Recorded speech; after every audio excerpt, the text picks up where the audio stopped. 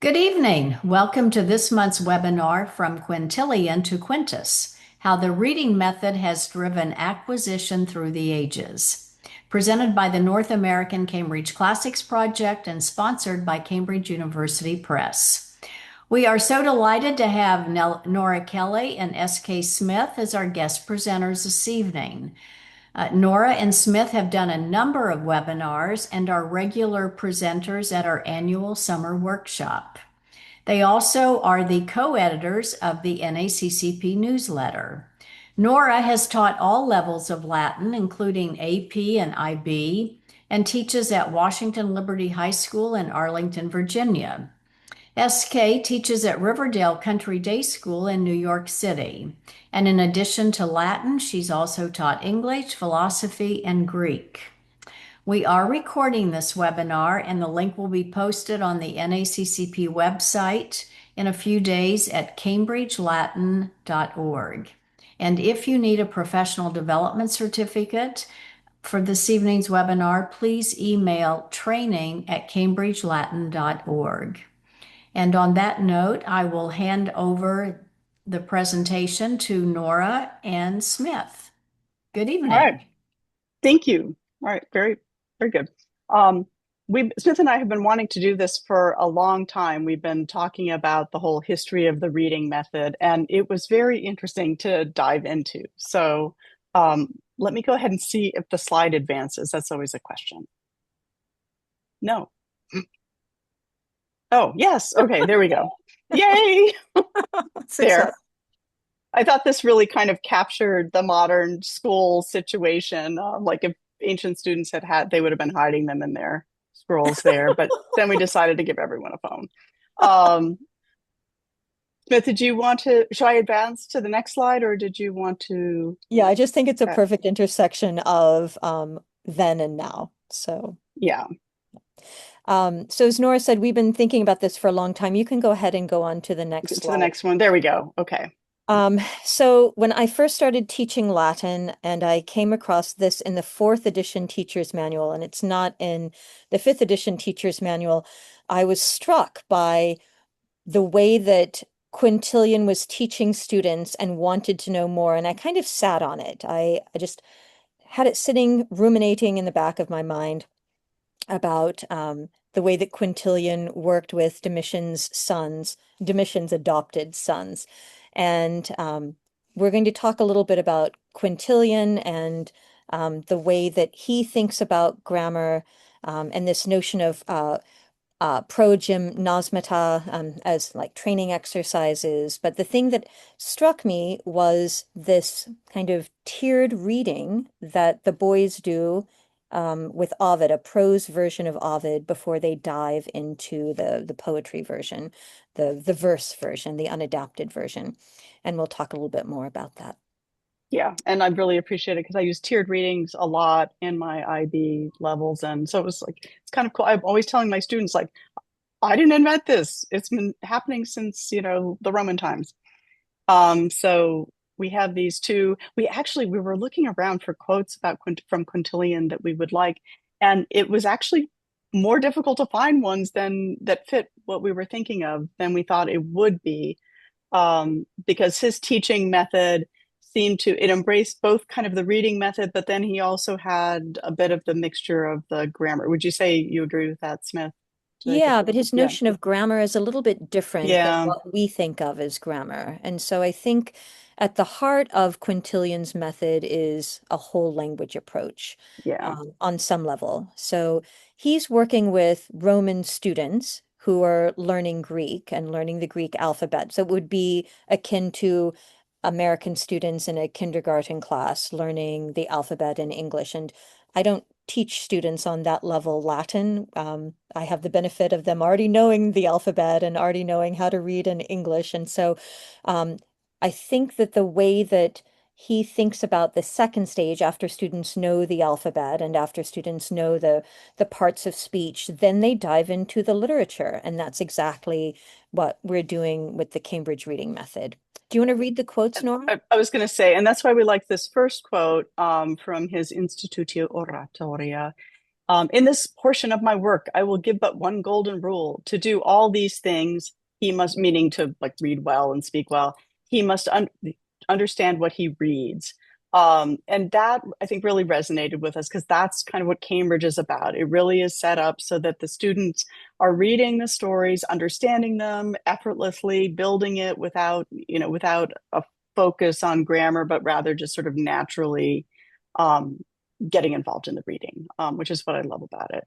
And then also, okay, so, but above all, his reading must be manly, combining dignity and charm, which we took to mean like engaging, right? The charm means it's engaging, it's funny, it's the Grumio stories that really resonate with the students, while at the same time helping them acquire the ability to read that builds and gets them eventually to the authentic authors. And then, oh, go ahead. I think this picture is manly, combining dignity and charm. It was hard to find a good picture of Quintilianus too. Yeah. And obviously this is a medieval woodcut. And then the other short stories from the poets should, in my opinion, be handled not with a view to style, but as a means of increasing knowledge, because he really advocated that they read like authors like Aesop, and also some of the more, like simple poets like the Ovid with the tiered reading, with the view toward increasing their knowledge of reading, um, rather than focusing like on minutia of grammar. So, and also the bit about the stories. The stories, yes, go ahead. So the thing that I think is different is that our Latin students would already be speaking Latin. They would be learning Greek and speaking Greek with other Greek speakers.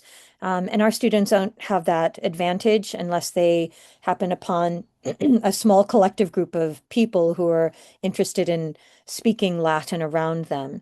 And for Quintilian, the production of the whole purpose of reading was the goal of oratory, of being an excellent speaker. You can go on to the next Okay, slide. go to the next one. Okay. So when Nora and I were reading through, book one is pretty heavy grammar from Quintilian's point of view, but like this is how you start out. You need to know the parts of speech. You need to know the alphabet. You need to know how to pronounce things. But the real heart of his work, and especially when you get to around book 8, is it's meaning before form. It's a lot of repetition. It's increasing complexity gradually, and that reading is the foundation for making an excellent orator. And I think that to me really hits the kind of reading method. And the other thing that I really appreciate is the emphasis on reading aloud.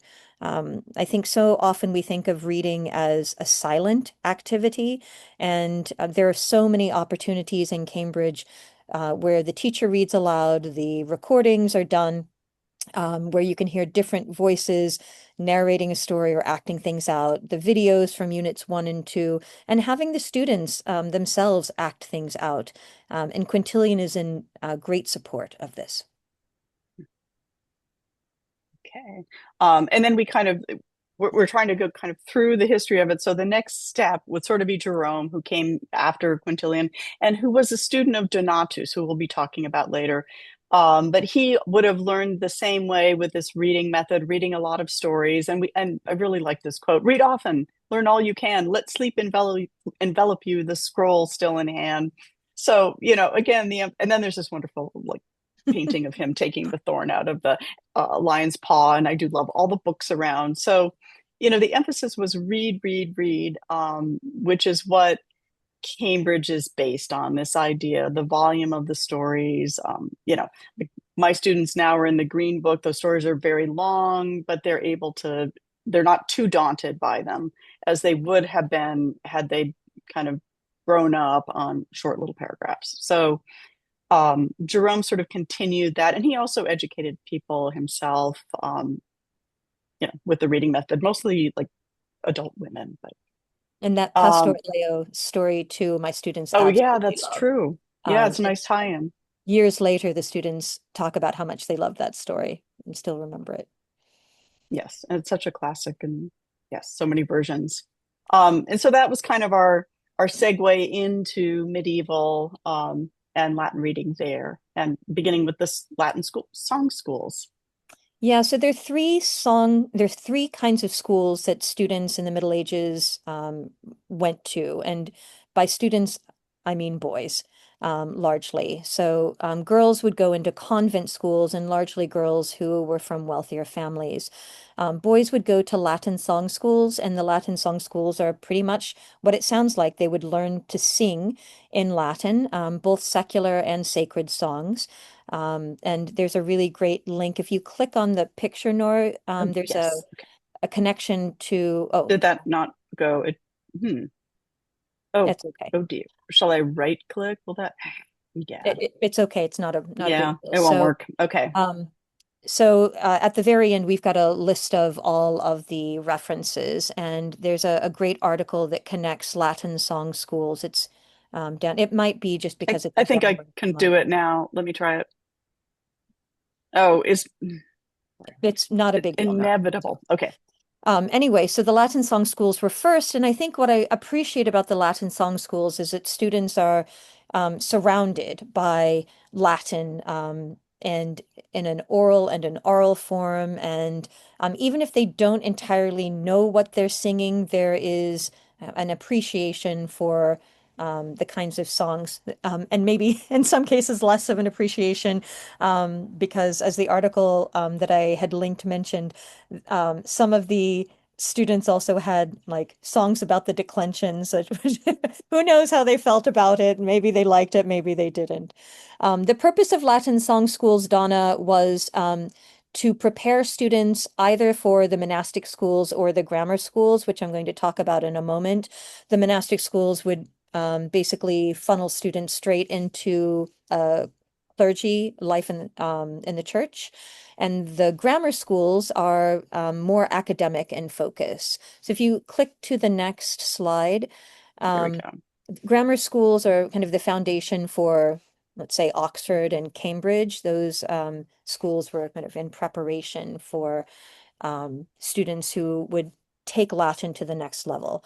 Um, this is less of a reading method focus in the monastic and grammar schools. This is for a long time, I really only thought that the way that kind of grammar was taught, like the grammar translation method, was um, predominantly through the 19th century, but there is some pretty big evidence that medieval pedagogy kind of upended a lot of what Quintilian and um, other Latin pedagogues, and I could have gone back to, well, Greek style of teaching, but we needed to truncate this for 60 minutes. So the point is that that kind of training was pretty heavy analysis of text through grammar, maybe less so through translation, but that they would be doing a lot more kind of granular work.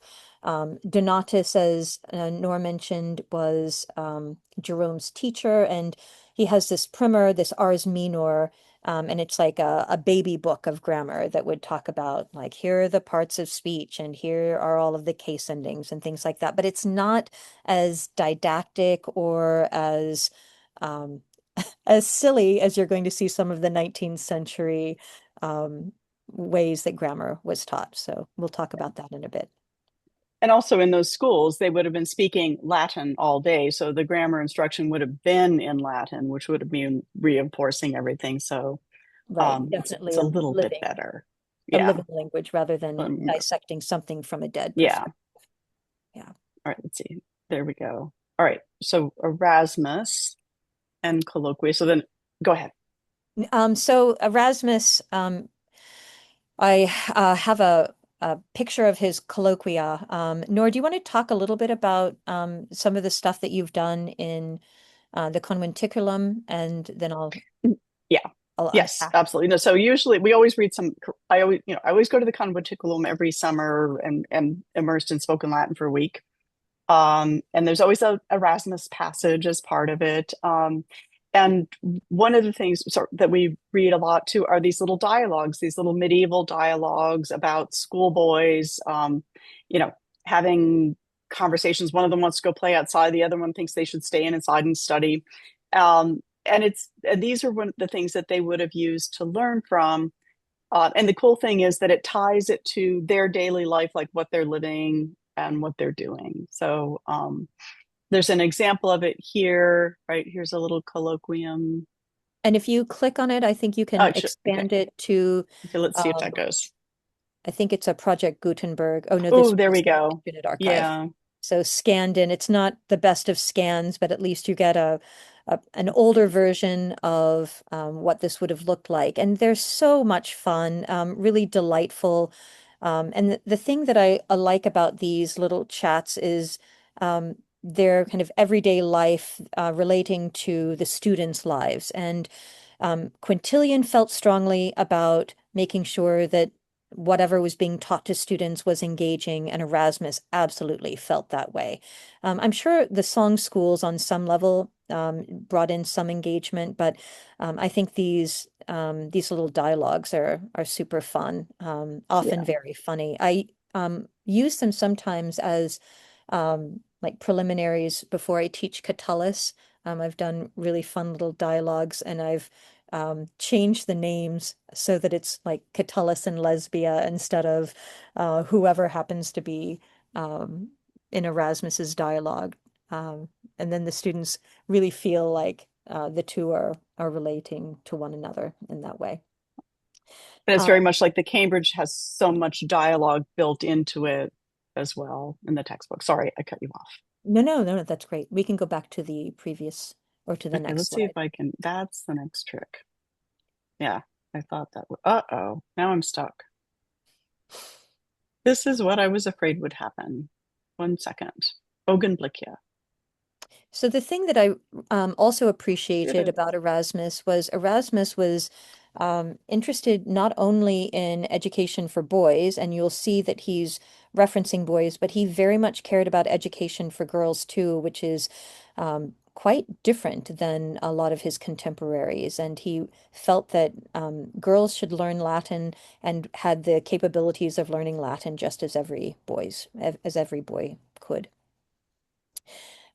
So Woodward is a writer who did a lot of work on Erasmus, and um, his study of Erasmus, he writes, grammar follows speech. It is by conversation and by reading that a boy must hope to acquire the laws of expression, not by learning grammar. And he's got a couple of other really nice quotes as well. And I appreciate this so that we're thinking about like the language first and then grammar at the service of the language, or how we think about grammar. Yeah. Heidi, you said there is a curriculum for very young Latin students, kindergarten-ish today, called Song School Latin. Oh, that's phenomenal. Maybe a coincidence in title, or maybe the authors were trying to capture the essential idea of ancient song schools. I think that's wonderful. Thank you so much. What a great connection. Right. You can go on to the next slide if you I want. know. I'm attempting. Oh, it worked. Okay. Do you want to Um, read?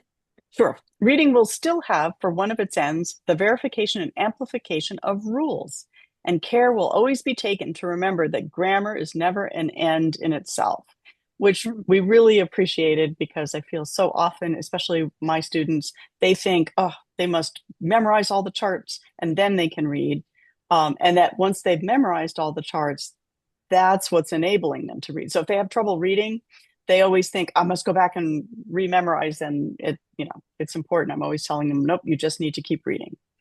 Yeah. We're going to talk a little bit more about this. There are definite critics of people who are not uh, grammar first, grammar translation method teachers, and they say some really damning things, not only about the way that maybe it works, maybe it doesn't, but that it's ultimately kind of lazy teaching, that it's easy to say, look, here's a checkbox. I have identified a participle or whatever, but when the sentences are taken out of context and become isolated, then students don't have a broader view of a much more nuanced skill, which is reading. Yeah. And also it's less fun. Yeah. Okay. But at this stage, also systematic grammar is strictly limited in amount. Such portions only of accidents and syntax are to be learned as are needed for use in easy reading and composition. So accidents here refers to inflection. And I like, again, just thinking about the way that Wilkins, and we're going to talk a little bit more about Wilkins at the end. So he was the linguist who designed the first edition structure of the Cambridge Latin course, and how he thought about students only need to be introduced to like a really fun story, nominative, a verb, a prepositional phrase. He doesn't use any of that language with them. He just, here's the family, let's meet the family, and then you meet the subject and an object and how those two work together. And that the students really have a command, a fundamental understanding of the way an accusative works, I think, rather than just memorizing em, or os, ace. I appreciate that so much because I think it's a richer way of getting students to think about inflection rather than Yeah. just here, I'm reproducing a chart. Yes. And also by the reading aloud because they hear it. When you hear the ending, metallam, compared to metalla, it's so much more effective than seeing it on the page. So the fact that there's so much auditory input in Cambridge is, very helpful. Okay. Okay, Comenius, do you want to read Comenius? Yes. Okay, here's Comenius. Boyhood is distracted for years with precepts of grammar that are infinitely prolix, perplexed, and obscure. And so he was writing in the 1600s. Was that? Do I remember it correctly? I think that's right. Yeah. Okay.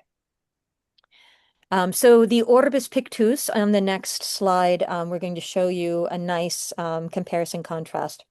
So it's basically a picture book. And if you click on the bookseller's bookshop, you'll see he's got these wood cuttings. It's probably the earliest picture book in the Let me Western see if I can world. scroll down. One second. Yeah, it's kind of pretty far down Okie as dokie. you I'm go going. through. And he's got stuff for like animal husbandry and families and books, and you can just keep going down because I it's know. way down. I know. It's going fast as it can. It's tired. My Yeah. computer has had a long day. Yeah, but oh, here we go. Yay. Okay. Whoops. Yeah, and so similar to Erasmus, you can see he's got like these little dialogues, but he also offers them in translation. So you've got like your Latin on one side and you've got English on the other. And I like this, the master and the boy as the first piece, and you've got the animals and each of the letters. So it's super fun and really charming. Yeah. And if you can scroll back to the other slide, if you don't mind, Nora. Yeah. I partnered it with the model sentences because I don't think that you can emphasize enough how important using images, pictures, any sort of visual aid is. And I just used this slide from stage 31, telling a little bit of a story about the dock workers and unloading a ship, a day at the dock. My students Um, never know what a stevedore is when they look it up in the stevedore. They actually, I think they call Steve Door. I can't remember how they pronounce it, but it's like it's just a dock worker. But they can make sense of it from the pictures, and yeah. I really love that. It's such a this is my favorite model sentence, but yeah, because it does tell the story and the pictures are so important. Like even today, I was having my students do a tiered reading, a very tier one level, and I had them illustrate it before they did, what I would call an airplane reading, where they go around and they're opposite another person, and one person reads the Latin sentence, the other one says what is in English.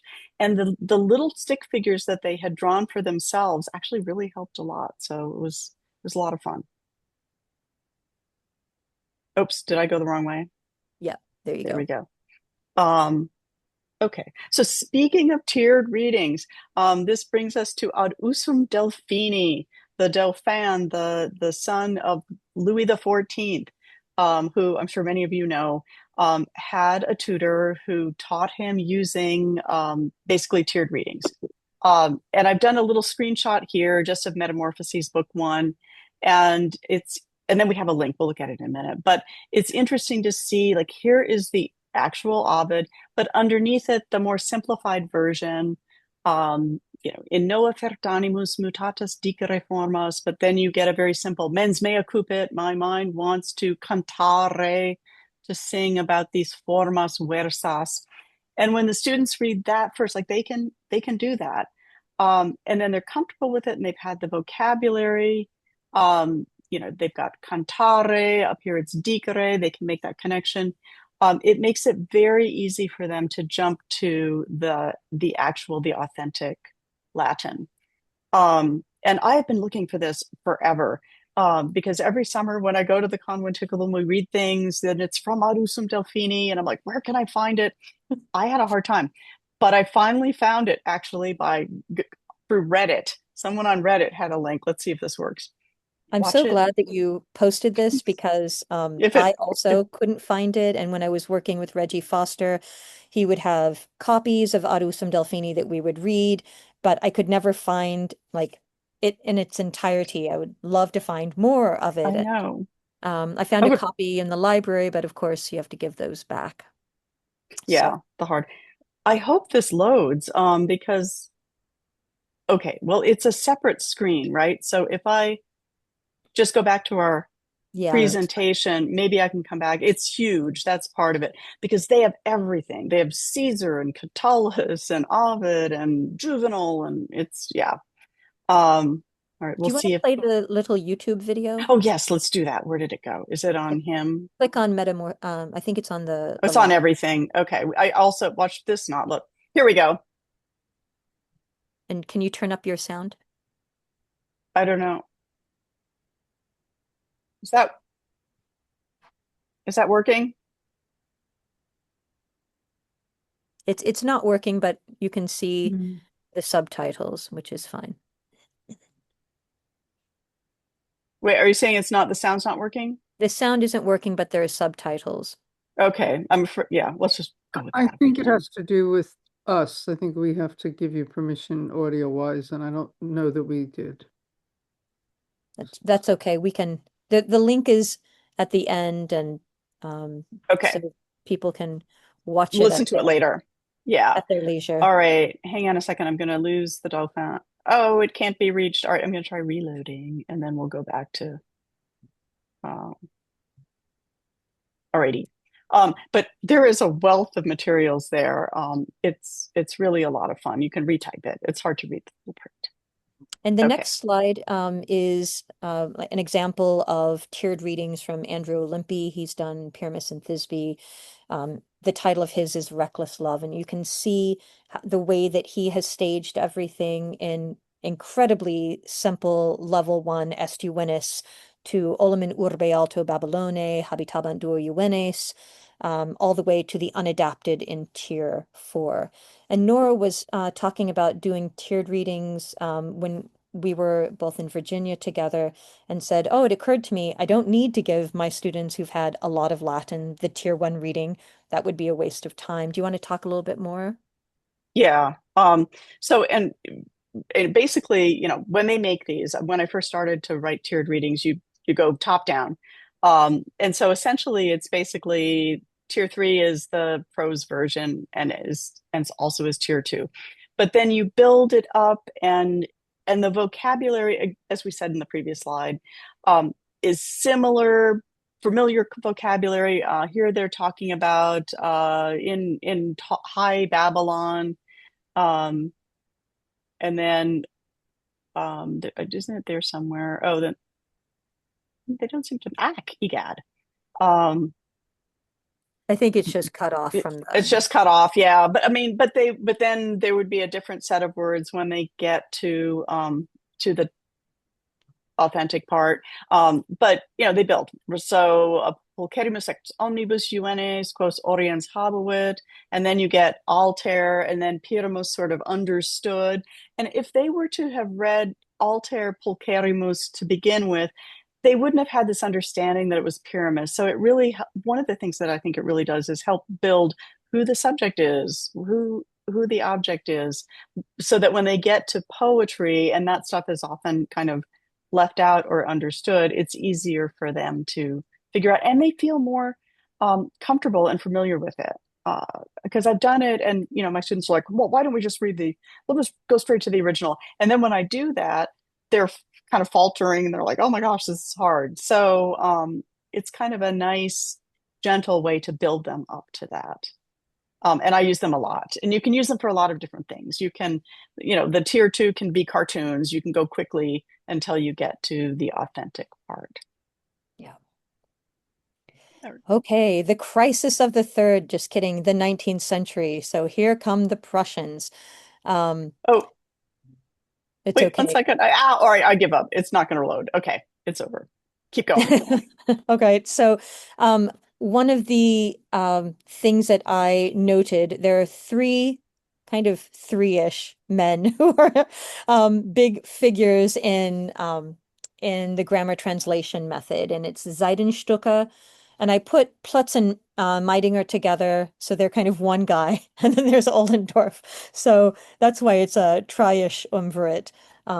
So let's just, and you'll notice that Mark Twain and H.G. Wells are lurking in the picture. So we're going to talk a little bit more about their role in all of this too. Do you want to go ahead to the next slide? Yeah, here we are.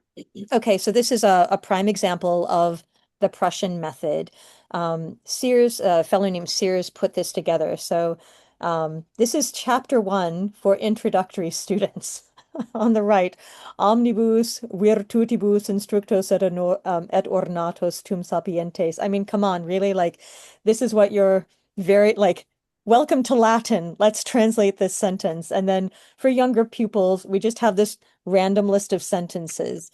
And I think, crisis here is that Latin suddenly, because fewer and fewer people have been speaking it, it's now really considered a dead language. And it's taken so out of context that the sentence becomes everything. Sentences in isolation, parsing things. And I think the really sad thing about this is, like, if you're just reading a sentence, you're not going to get through a whole lot of Latin literature. That's a slow go, especially if you're going to analyze. And so if you can click on the link, I don't know if it will load, but all of these are connected so you can see the Ciceronian or the Prussian method of teaching Latin, and you can kind of click through so you can see the text and as it goes through. Looks like lots of fun, lots of sentences. The first course, the second course on wisdom. I know I'm engaged already. It's exactly what I would have wanted as a fortitude. Fortitude as a middle school student.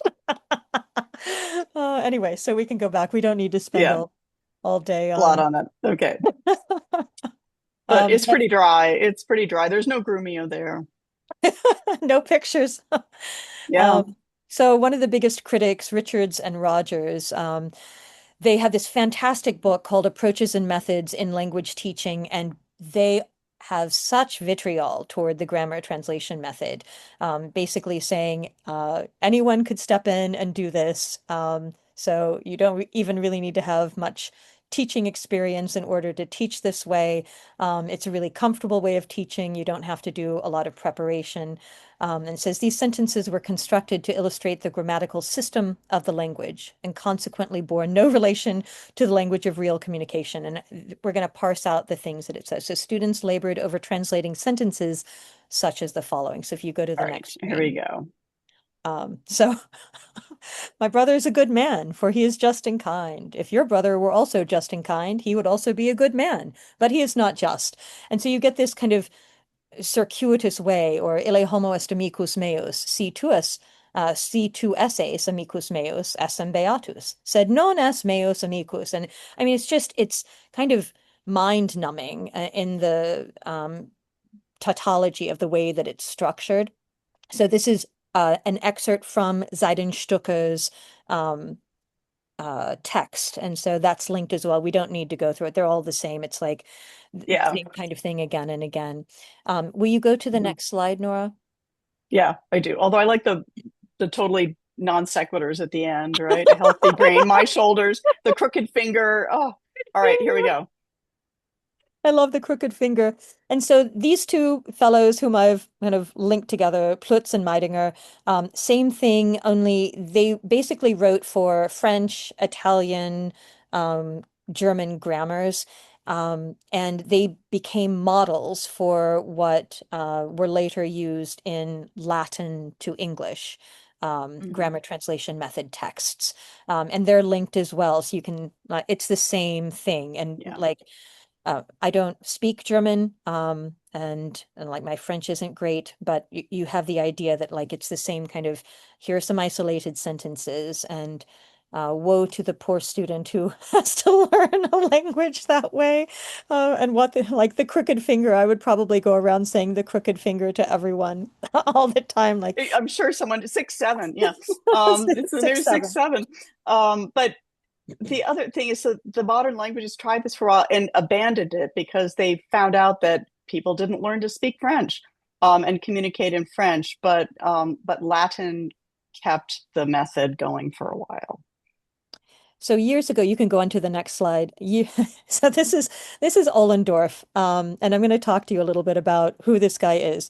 He actually is not much of a grammar translation method person, but someone had taken his text. He's actually he was highly influenced by a teacher of his who thought of Latin as a living language, but he had these ridiculous sentences again, these kind of circuitous things, and so his method becomes synonymous with his name, these crazy sentences in isolation or the way that they're structured. And people in the 19th century just let loose. Um, several years ago, I had picked up a copy of H.G. Wells' The Island of Dr. Moreau, and I had found like, this person was referred to as an Ollendorfian beggar, and we're going to see this in the next slide. Why? I go, okay, there we go. Okay, so you Ollendorfian beggar. So if you read it, it says, yesterday he bled and wept. You never bleed nor weep. The master does not bleed nor weep. And then Montgomery says, you'll bleed and weep if you don't look out. And he's not the only one who is making fun of this style of how these famous writers, also learned Latin. James Joyce, Lewis Carroll. If you go to the next slide, you'll see that Mark Twain has a character from his text Roughing It called Ollendorf, and even refers to him as a Prussian, not the party who has inflicted so much suffering on the world with his wretched foreign grammars, with their interminable repetitions. So it's kind of fun just to see that it's not just people now who are looking back and saying this is not a great method for engaging students or for learning, but people at the time were also criticizing. And poor Ollendorf, whose name is now synonymous with the grammar translation method, even though he's, I think, probably the least of the grammar translation method in theory, maybe not necessarily in practice. You can go ahead. Okay, Go and now ahead. we're on to the reading method today. The grammatical scholarship of the Roman Empire is refreshingly free from rules for rules' sake. And I think that's very true. Like so much of the grammar, the objective genitive, the partitive genitives, I think students think that's how it was set down from the beginning, but it really is a much later invention of defining it. So, yeah, This is go a ahead. great book that was written in the 60s, maybe the 70s, and the author Kelley, it's called 25 Centuries of Language Teaching from 500 BC to 1969. Like, what a powerhouse of a text. And apparently, I'm the only one who can have access to it until I return the book through Internet Archive. So as soon as I release the book, you too can have access to 25 Centuries of Language Teaching online for free. But it's such an incredible thorough examination of I didn't again look much at the Greek aspect of pedagogy, but Quintilian, Erasmus, Comenius, they're referenced again and again. Michael West, whom I don't mention at all really until now. It's a very Cicero move of mine, who is a big reading method person. He's mentioned as well. So I think that what's particularly interesting is Kelley's examination of the way that grammar was viewed in ancient Rome was something that is subservient to the text. It's secondary. It's the text is central, and then after you've read through the text, then you can do a close examination and parse things out. Oh, and now we come to crashing. Okay, so I think you want to cue this up to 8 minutes, 43 seconds. Okay, Let's let's hope see if it loads. oh wait, it's 8:53. Let me see if I can get So it. we've got if you can just make the screen full. I will. And we'll, if the sound's not working, we're going to pay attention to. Uh-oh. Is it okay? Is the sound not working? It's okay, Nora. We're just going to move on. It's not you. All right. So it could be attention to what he says. Okie dokie. Okay, here we go. Okay. So he's basically talking about like how many of you read before you read before you went to sleep last night? And he said it was too late. This addiction, the kind of reading that really counts as the reading you do, and I do all the time, that we do obsessively. We call it free voluntary reading because you want to. And no book reports, no questions at the end of the chapter. And you put the book down and you pick it up, you pick up another one. So in my opinion, of our reading ability, it's the source of most of, and I'm waiting for our vocabulary. All our educated vocabulary just comes from these free voluntary readings. In most cases, our ability to handle complex grammatical structures, our ability to spell well, not perfectly, but to spell. All of this are, oh, is it working? No, okay. So he says, I don't want to oversell this. If kids read a lot, that they'll all go to university and get master's degrees. That may or may not happen. 10 cookies left. If you want. Okay. Do your boys eat? So, Oh wait, I think somebody's mic is I know, on. I'm gonna mute. Oh, there, it's better now, isn't it? yeah, that's better. Yes. Okay. So you can keep playing. I'll continue. Okay. So he's basically highlighting like read, and this is Krashen's like mantra. If you haven't seen any Krashen, and this is from a few years ago, but like he's so he's a big proponent of why reading really helps us learn a language. And he talks about in another video, so you can hit pause, in another video that I've shown in the past in other workshops and webinars, that like the whole point of reading and reading for pleasure and reading a lot is where you get acquisition. He talked about this little girl who had just moved to the United States, didn't know any English, was really struggling. And she hadn't done well on any of her state exams. And she goes home for the summer and she goes to the library, and every day she just chooses books that she wants to read, and she comes back. And of course, there's this whole bit also about brain plasticity, because she's not so old that her brain has become more rigid. But she comes back, and her teachers and her friends, everyone's amazed at how many levels she has moved up in reading and speaking. And it's just because she sat and spent a summer choosing books that she wanted to read. Go ahead, Nora. Alrighty. I'll read it. It is a fallacy, unfortunately, widespread and deep-rooted, that we can learn a language first, i.e. mechanisms only, and then move on to its literature and culture. Okay, so this is from John B. Wilkins, who was the architect of the first edition of the Cambridge Latin course.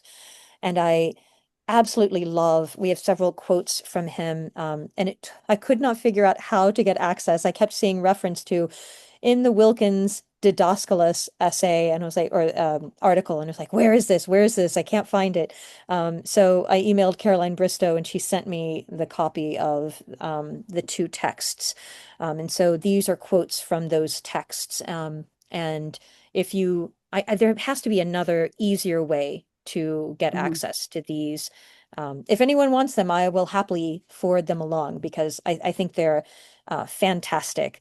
And he goes into a lot of very thoughtful explanation about language first, the literature. Will you go to the next quote? Yes, there we go. Okay. All right. You must learn this set of forms and rules. True, it does not tell you what the texts mean in your own language. So he's mocking again the way that really bad instruction has happened. And he said, sometimes, yes, students are going to learn in spite of you. But it's basically saying, like, okay, kids, we're going to learn about the language, but we're not going to learn the language itself. You're going to learn a bunch of rules, but good luck if you really ever want to sit down and read Latin. I think one of the ironic things that keeps coming up every time I read grammar translation methodology is the goal is to teach students to read. And maybe students will learn to read, maybe some will at some point, but I think it's a really hard sell if your goal is to get students to read a lot of literature, only giving them isolated sentences or maybe a 5-line story as a treat once you've gone through the grammar. Right. Okay, so Nora's going to read a series. Sorry, I keep cutting you off, Nora. Oh, that's okay. So Wilkins has 3 main things, and so Nora's going to kind of highlight them, and we're going to talk a little bit about them. So go ahead. Okay. Alrighty. A pupil must possess a skill which, for all its crudity by absolute standards, can reliably process the surface information of unseen material up to the level of complexity which he has reached. So do you want to unpack the first? What do you think about part A? So I mean, the idea is that it's comprehensive, a comprehensible input, basically, right? Reading texts that are comprehensible. You have to be able to see material that's new, which is what happens in the Cambridge texts a lot, right? We're moving on to new stories. Often we just sight read them, maybe with a little bit of preloading of the vocabulary. But you're only going to be able to go up to a certain level of complexity. Okay, so same thing again. A pupil must possess a skill. So on the next slide, which for all its crudity by absolute standards includes as an integral component something of the view of the outside world that is peculiar to that language, the cultural component. So again, every single time I run a workshop for Cambridge, I say Cambridge has 2 objectives: to teach the literature and to do so within the culture. It's those 2 things. It's in the teacher's manual. I start almost everything with, like, these are the 2 objectives, probably ad nauseum. Sorry for that, but I do think it's really important that we hit, like, the culture is not divorced from the language. It can't be. And the last one? On the last one, a pupil must possess a skill which, for all its crudity by absolute standards, includes as an integral component some literary appreciation of the conventions and artifices that are characteristic of literature, the literary component. So yeah. That's about the storyline. To me, that's about the storyline, that there's got to be a progression, that the language is there to enhance the storyline and to build the knowledge that way. And it's crashing, like, read for enjoyment, read for pleasure. It's what Comenius suggests. It's what Erasmus suggests. And Quintilian, first and foremost, says you have to keep the student engaged. So going full circle back to Quintilian, back 2,000 years ago, it's about the story. It's about the literature. And Wilkins ends up by saying, in the last slide, the terminal skill should contain all 3 components. So you can't divorce them. It's not one, it's all of them.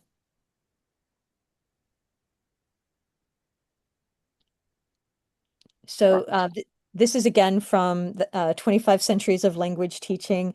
I will uncheck it out after this webinar so that you can have access to it.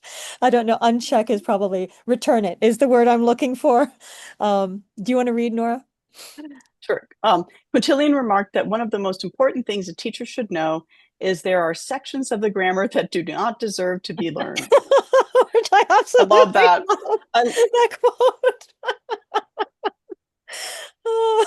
Or at least being nodded to very lightly. right. So well said. Yeah. So Because good. so often they think the students, they think it's all equal.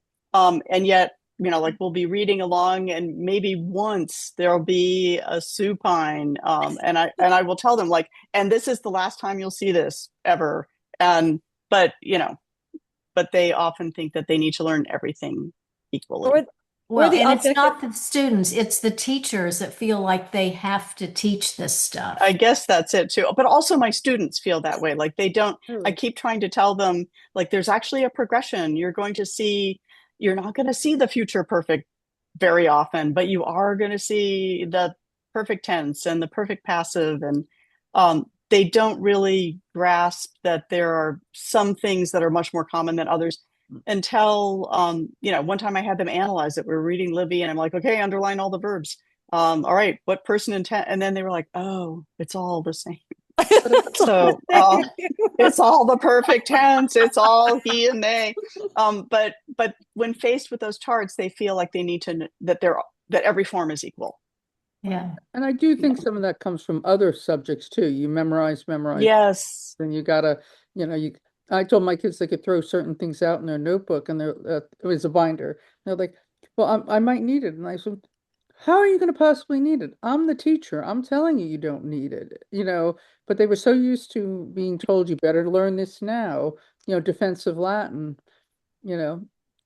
Yeah. Well, and that's the interesting thing too with the Cambridge series. Like, they really don't need to know all the names for things or anything. They don't need to know the charts.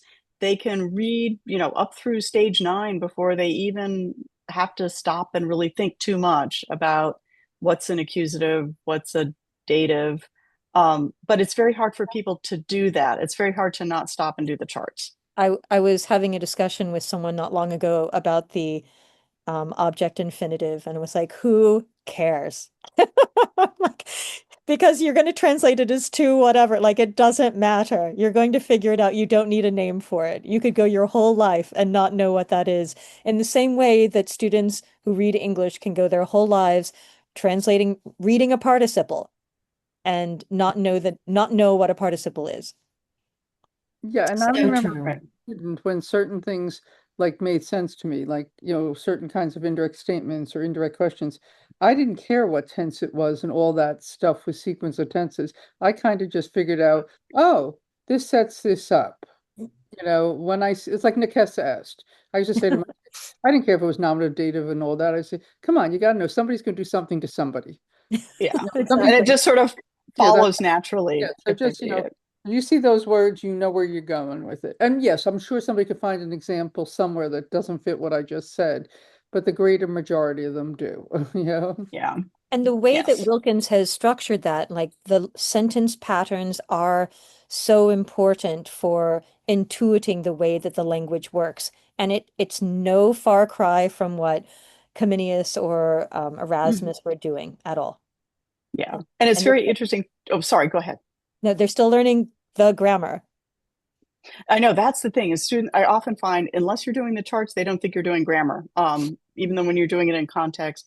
And also, yes, in terms of this, Wilkins was thinking, like, for example, genitive is not introduced until stage 18, and people think that's crazy because you got to learn that right away. But you really don't, and it falls into place naturally. So Mhm. it's a leap. It takes a bit of a leap, but it was carefully thought out by Wilkins. Yeah. Let's see what we have Absolutely. next. So just bringing us full circle, Quintilian and the CLC. Again, way back when I first started teaching Latin in the fourth edition, and this picture is from the fourth edition, and I took pictures of the text in the way that it's presented. So you get Titus giving this kind of prose version, this progymnosmata version. And the difference is that Quintilian would have had students write their own prose versions. And here, Cambridge has provided it for the students because they're not surrounded by native speakers of Latin. And so you get this prose version, and then in the next version, go ahead, Nora, you get the um, the verse, the unadapted verse.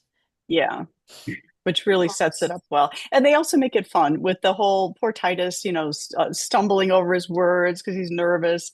It makes it a lot more fun and a lot more relatable, I think. You're right, Donna. It distresses me too. So Donna wrote, "What distresses me most is how many teachers still default to grammar translation." Mm-hmm. And one of the things that I have been encouraging people to do is give students a text and then talk about the language feature, the grammar, whatever you want to call it, the inflections, the tenses. And I think you'll get a richer, more nuanced discussion if you give the text first. It's a much higher order task on Bloom's taxonomy than just asking kids to underline, oh, look, there's a gerund, there's another gerund, hooray for me. Like, what does that do? Who cares? What's the point of the gerund? Why is the author switching from imperfect to perfect to present? Um, they no, Which is no more well, Jenny. no, not that. But also that's Charlton the way Heston. that's the way Cambridge is set up, with the idea that you're going to read the model sentences and then you're going to read a few stories and then you'll read the about the language. And so it is designed specifically to go in that order. And I think often, and I've been guilty of it in previous years, you go to the about the language first, and that doesn't give them the chance to kind of ingest it. Can I just tell you one piece of trivia? Supposedly Jenny, which originally was Smith and Thompson, which was originally something else, was brought over from Prussia Yeah. from the way that they taught Prussian soldiers to learn Caesar quickly. Yes. Mm-hmm. That's what we've tortured kids with for over 100 years, Yeah. We're not soldiers. Yeah, I mean, so much about the 19th century is industrialization, standardization, militarization. And that's not the way I want to think about my students. I don't want to think about them as cogs in a machine. I want to think of them Yeah. as people, and I want them to be excited and to be lifelong readers of Latin. And to really enjoy it. And when they tell people, when that they studied Latin, or somebody asks them, oh, you studied Latin, they don't say, oh, amamo masamat. That isn't the thing they remember. Maybe they remember the story about Brumia. I think that would make me happier. Yeah. Do we have another slide? Oh no, that's our last slide. All right. Our last slide, and then we've got all of the references if you just want to kind of pass through so people can see Yeah. how they're So there's the URLs are all categorized according to the authors or the ages. yeah. And Ad Usum is in there, and it will download probably on your own computer if you're patient. Mm-hmm. And then there's Kelley and Krashen and Wilkins. And Who email us. Happy to Yeah, email. Here's my email in the chat. So if you want that article from Wilkins, it's worth every bit of your time.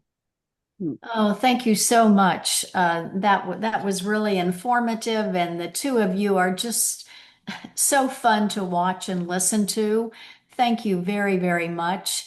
And as I said at the beginning, we do record the webinars. They are on the NACCP website, cambridgelatin.org training. And this will be posted in a few days, and you'll have all the links and whatever you need to access it at your pleasure. Thank you both. Are there any questions before we dismiss everybody and say goodnight? Thanks to everybody for coming. We really appreciate it. Thank you so much. What a great way to spend a Thursday. People might be interested to know I have taught Cambridge since